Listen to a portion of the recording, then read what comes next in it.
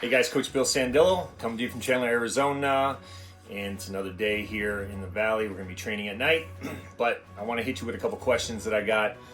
I love sharing these questions online because of the feedback I do get, so keep your questions coming. So it definitely helps, and it definitely gets the word out. So here's some of the topics that we're going to talk about. We're going to talk about launch angle. We're going to talk about how to create more power and different philosophies with hitting. Okay, so these are the main questions I'm getting. So let's dive in with launch angle. Okay, so what is launch angle? I think a lot of people don't know what launch angle is because if you see my instruction and what I'm working on, everybody thinks that, you know, if you teach an uppercut swing, you're teaching launch angle. So let's dive into what the definition is for launch angle. So launch angle is a byproduct of connection. So every time you put the ball in play, every time you make a connection, it has a launch angle attached to it. Okay, so all hitting is to me is good connection and creating a good swing plane to that connection. If you do that and you create a good swing plane to connection, you'll have a decent launch angle. And we always talk about knowing your numbers, right? So this is, you know, and we don't even talk about launch angle, but except for one reason, right? I know that if I have a 10-degree launch angle, which is basically a line drive, it's not getting out of the infield. We call that on the dirt, right? But I know if it's between 18 and 20-degree launch angle, it's in the outfield. Okay, so you're in the green. So you're either in the dirt or you're in the green. And as you get to the higher levels, you can't hit a ball on the ground and expect to get on base every time. You just can't. And I always tell my guys, would you rather have a 90 miles an hour off the bat, so ball exit speed, at 20-degree launch angle or 10? Okay? And this is the only reason why we talk about launch angle, because launch angle is about creating a good swing plane to connection. And it's a byproduct of connection. So every ball that comes off the bat has a launch angle, but all things considered equal, right? If I hit a ball 90 miles an hour off the bat at, let's say, 30-degree launch angle, right? That's going to go, for just round numbers, 300 feet. If I hit it at 10 degrees, same bat speed, it's only going 100 feet. So what would you rather do? All things considered equal, you want a higher launch angle, which, again, it has to be practice, which means you have to create a good, repeatable swing plane to connection. Okay, so that's launch angle in a nutshell. That's the long and short of it. So when you hear coaches going, you can't teach launch angles, don't teach launch angle. You're not good coaches who know what they're doing, and there's plenty of them out there.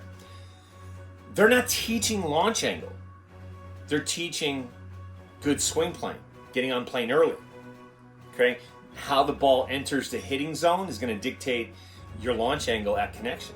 So if you know that and you know what you're talking about, and you can create this repeatable swing where you have one swing from multiple locations, then you can create good results. Okay, let's go on to the next topic. Okay, so the other topic I got was I want my kid to showcase well. He's going to a showcase. You know, they paid $700 to go to a perfect game. And he came into me for a tune-up, and he says, my son has no power. Can you tell me what's going on? So I do a video analysis, and I find out that the reason why you have no power is because you're pushing your hands to try to get to the ball. When in reality, when we talk about hitting, we're talking about being able to receive the ball instead of go get the ball. Now, when I worked for the Giants years and years ago, when Barry Bonds was still there, Barry Bonds used to talk about receiving the ball. And it kind of resonated with me. So when you're working on connection, right? Especially when pitchers are so nasty, they throw so hard, they have movement, you want to wait for that pitch. Anybody that jumps out at the pitch and goes and gets it is really limiting their power. Now, we talk about how do you create power, right? Well, again, it's across the board. If you look at hitting Twitter and people online, there's a million answers to power, right? I'm going to give you my 2 cents on what power means to me. So power to me is being able to create barrelhead speed to connection. That's a byproduct to me on connection. So when I'm working off my backside or from what we call one leg hitting, I'm being able to create lag and then a good snap of that barrel head. I create barrel head speed. I don't talk about hand speed, because hand speed to me means I'm pushing to connection. And we don't want to push because the barrel head doesn't move at that point. Your hands are moving, the bat may be moving, but you're not creating a good whip to connection. So I want to be able to coil my backside to create this snap or whip when I make my connection. To me, all that at connection with the energy of the pitcher and my barrel turn to connection, that to me creates power. So when I look at how they're creating all that stuff to connection, and that's all prior to how you make your connection, I can look at how much power you actually have. Now, the biggest thing with power too is that if you didn't time it correctly, you could catch the ball out front at the end of your power. And we see a lot of byproducts of guys that are early, where they're at the end of their power and they roll their wrist at connection. They don't receive the ball and then they don't extend, but they roll their wrist. So it's like, okay, now I know why. So if we can work on timing with that, now we got 100% of our power, and we can bring it back into our hitting stance and bring it back where we're receiving the ball. That'll give us more power. Okay, so let's move on to the last topic for today. Okay, guys, so I get this all the time. Philosophies. If you go online, different hitting coaches, say different things. I do have a problem with some people preaching online that played professional baseball, and they're telling people about what they did. I can't get off this, because when you talk about philosophies, my first question I get is, did I play Major League Baseball? And the answer is no, I didn't. I worked at the Major League level. I've worked at every level of professional baseball, right? And I've worked with some really good coaches, okay? But it's not about what you did as a player. It's about what you can teach others. And I think you got to dedicate time to your craft. Now, I love Barry Bonds. I'm sure he's not in a video room studying swings of youth players to get them better. I'm sure he's in one of his 9 vacation homes somewhere around the world, right, enjoying his retirement. As do most really good baseball players who make a lot of money. They're just enjoying their retirements, right? But they're not dedicating time to what got them there. Meaning, if you want to be a good coach, you got to dedicate time to what you're doing. I went back to school for analytics. I took courses online. I dedicate time every single week. I look at hundreds of hours of video. I review all my students' swings before I meet with them again. There's a process, I think, to this. And I think to be a good hitting coach, you got to have your own process, right? And everybody's different across the board. So let me just say that. Now, philosophies are different too.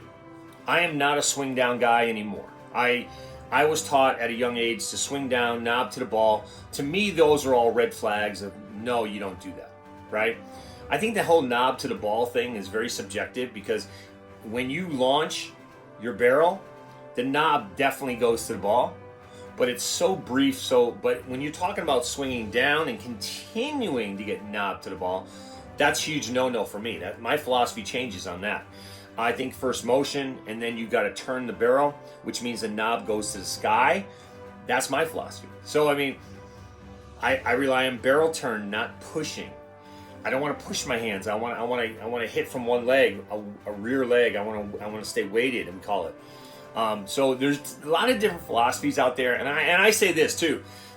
If you're with a hitting coach and his philosophy is different than mine, it's okay. If your success level is good, stay with that coach. Do that thing. It's okay. I think as you get older, the problem with hitting philosophies is that what worked when you're younger is not working when you get older. You got to change. And you got to have that mindset to adapt and change and do something different. I get a lot of guys coming to me saying, I always roll my wrist, coach. My coach always tells me to snap the barrel, but that means I got to roll my wrist early. And I'm like, well, how's that working out? That's always the best question, right? How you doing with that? I'm batting 200, and that's why I'm here to see you. Okay, well, the definition of insanity, right, is doing the same thing over and over again, expecting different results.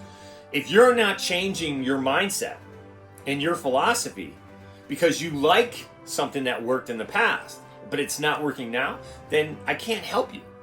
you got to be able to be open to different techniques and different things. And I think that's the biggest thing, is where hitting coaches differ. And I see a lot of them in the facility I'm at, and they're all good hitting coaches, by the way. They all played professional baseball. They all worked in the game.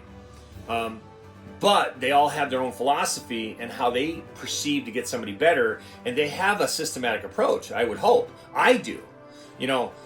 Video is the great equalizer for me, and I rely a lot on video before my instruction ever takes place.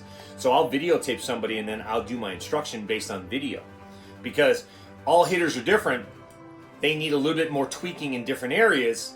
Some hitters do some things really good, and some do something really terrible. And I'm going to say this, and it's going to raise a lot of red flags with people, but I think pro ball has to get a better handle on the minor league system and how you're training guys, because I don't think one philosophy fits everybody. You got to have a different mindset for different hitters. And there's not line drive hitters, there's not home run hitters, there's not power hitters, and there's not singles hitters. There's just hitters. You create who you want to be based on your skill set. So if you truly believe you're only a singles hitter and you just want to hit down and put it in play, well, that's all you're ever going to be. But if you say to me, I've never hit a home run in my life, and I can tell because you have a 10-degree launch angle, which we talked about earlier, I understand why you'll never get it out in the infield. But if you change your philosophy on swing plane, that may be the differentiator for you. Now all of a sudden you hit 1 or 2 home runs because your swing speed is way high. And it's like, okay, now I get it. So philosophies on hitting: if something's working, stay with it. If something's not working, you got to change. Don't be afraid to try different things. And again, reach out, pride yourself on information. I think I tell my students this all the time. The best hitting coach for you is you. If you can learn how to regulate yourself, how to understand where you're making your mistakes and be able to correct those instantly, you become a better hitter than 90% of the hitters out there at your level. Because it's not about just getting in there and just letting your mechanics take over. It's understanding how to fix something when you didn't connect. And that's a skill set in itself. So that's what separates great hitters, good hitters from great hitters. And I really believe that at the higher levels. But yeah, all good questions. Keep those questions coming. I'll answer anything you want. I'll debate you on anything. I tell people all the time, if you have a philosophy and you don't think mine is what it is, I'll debate you. I have no problem talking hitting with you for hours. Make sure you have video to back up your claims, and we're all good. So, but again, we're in the middle of our week. Keep grinding. We'll talk to you again. I've been throw up the sex in and